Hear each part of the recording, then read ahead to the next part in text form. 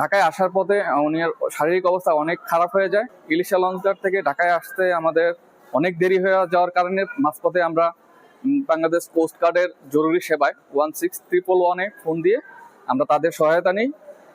নারায়ণগঞ্জ পাগলা থেকে কোস্ট গার্ডের সদস্যরা আমাদেরকে রেস্কিউ করে।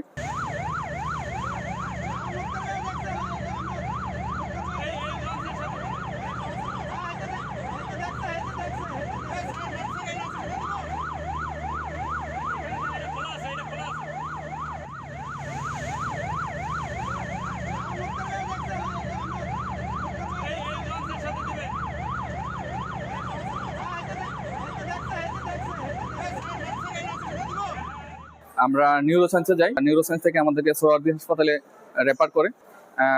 আমরা আসলে কোস্ট গার্ডের সহায়তা না নিলে এত তাড়াতাড়ি কোনোভাবেই আমরা এখানে পৌঁছাতে পারতাম না, হয়তো আমাদের রোগীর অবস্থা আরো ক্রিটিক্যাল হয়ে যেত না। আপনারা আপনাদের এই সেবার মাধ্যমে দেশে অনেক সাধারণ রোগী উপকৃত হবে, বিশেষ করে দূর দূরান্ত অঞ্চলে যারা বসবাস করে, যাদের ঢাকা থেকে দূরত্ব অনেক বেশি, সরাসরি কোনো যোগাযোগ ব্যবস্থা নাই। তার মধ্যে আমাদের ভোলা অন্যতম। ভোলা থেকে ঢাকায় আসতে আমাদের 12 থেকে 14 ঘন্টা সময় লাগে। তো ইমার্জেন্সি এই সমস্ত রোগীগুলোর জন্য এই কোস্ট গার্ডের জরুরি সেবাটা অত্যন্ত উপকারী।